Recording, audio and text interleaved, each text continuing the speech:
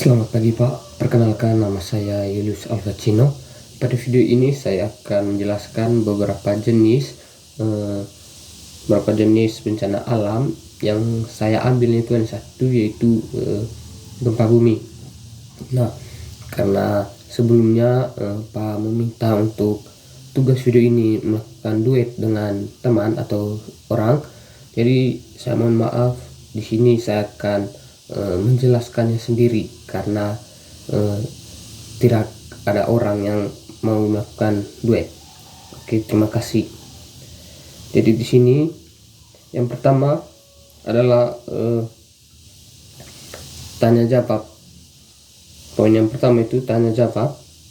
Jadi di sini pertanyaannya ini saya sudah meminta hanya mau kasih pertanyaan. Jadi pertanyaannya itu kenapa gempa bumi bisa terjadi dan apa penyebab utamanya. Nah, jadi di sini yang saya dapat gempa bumi terjadi karena pengerasan lempeng bumi.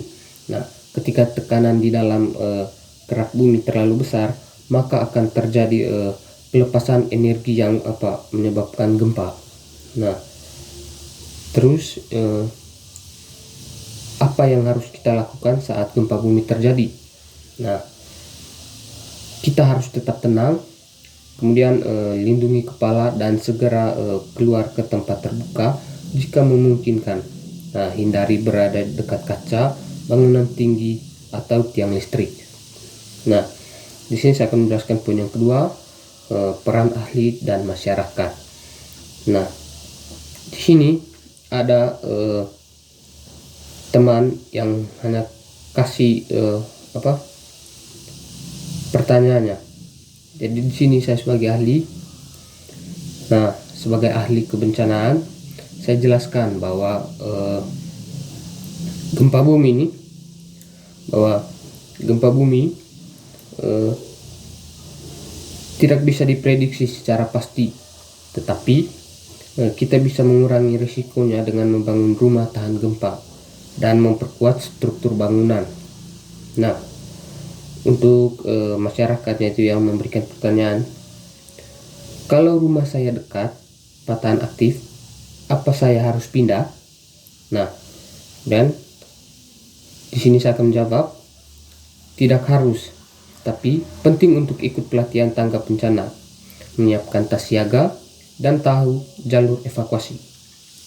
Nah, kemudian dia bertanya, oh iya, di sekolah saya pernah ada simulasi. Nah, itu ternyata penting banget ya. Nah, betul, latihan itu bisa menyelamatkan nyawa. Kemudian untuk poin yang ketiga, sebelum dan sesudah. Nah, untuk teman satu yang sebelum terjadi gempa besar, biasanya ada gempa kecil sebagai peringatan. Kita juga bisa mempersiapkan diri dengan membangun rumah sesuai standar keselamatan. Nah, untuk siswa 2 yang sesudah. Setelah gempa, bisa terjadi kerusakan parah, bahkan korban jiwa. Oleh karena itu, tim SAR dan relawan biasanya langsung turun untuk evakuasi dan memberikan bantuan. Nah, kemudian untuk siswa satunya lagi, selain itu, penting juga pemulihan mental bagi korban. Nah, untuk poin yang keempat, pro dan kontra mitigasi. Nah, untuk siswa 1, pro mitigasi. Mitigasi itu penting, misalnya membangun rumah tahan gempa dan menyusun jalur evakuasi. Ini bisa menyelamatkan banyak orang. Nah, yang kedua, siswa 2, tantangan mitigasi. Nah, tantangannya itu masih banyak bangunan tua yang gak tahan gempa dan masyarakat belum sadar pentingnya simulasi bencana. Siswa 1, makanya peran pemerintah dan sekolah juga penting dalam edukasi mitigasi. Nah, siswa 2, iya, semua pihak harus terlibat biar kita lebih siap saat gempa terjadi. Nah, untuk contoh dari poin yang kedua tadi itu peran ahli dan masyarakat. Contohnya itu seperti rumah adat di Sumba yang yang kalau gempa itu masih terlihat kokoh atau tetap berdiri. Nah, karena rumah adat yang dibangun dengan kearifan lokal seringkali sudah punya ketahanan alami terhadap bencana. Untuk